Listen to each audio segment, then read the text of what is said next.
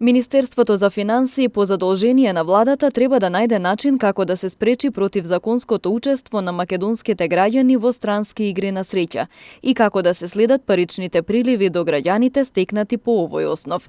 Досега според проценките на Асоцијацијата на спортски обложувалници, на годишно ниво 40 до 50 милиони евра се одлеваат кај странските приредувачи кои не се лиценцирани во нашата држава.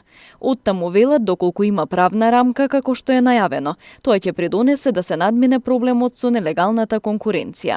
Ќе се надмине на некој начин и проблемот кој што го имаат домашните приредувачи на игри на среќа со нелегалната конкуренција од странските приредувачи на игри на среќа.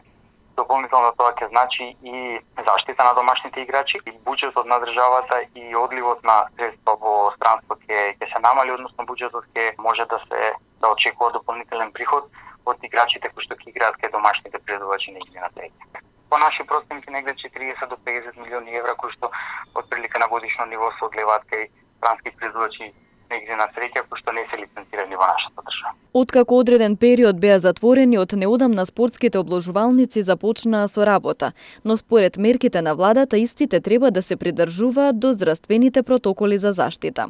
Деновиве започна и организирањето на игри на среќа преку интернет. Од Сдруженијето Антикоцкање пак реагираат дека со воведувањето на онлайн обложување, начинот на играње сега дури е удвоен и дека владата стимулира коцкање во време на пандемија. Пред да се отварат образовни центри, пред да се отварат градинки, тие се потрудија што побрзо да ги отварат овие обложувалници и фактички за жал во време кога еден дел, голем дел од зависниците се откажа од ова зависност, самата држава стимулира коцкање. Во однос на барањето од владата како да се спречи одлевањето на паричните средства во странските интернет игри на среќа, од Министерството за финансии велат дека е формирана работна група која работи на решенија преку користење на расположливите технологии за да се реши ова прашање, зашто јавноста ќе се извести навремено.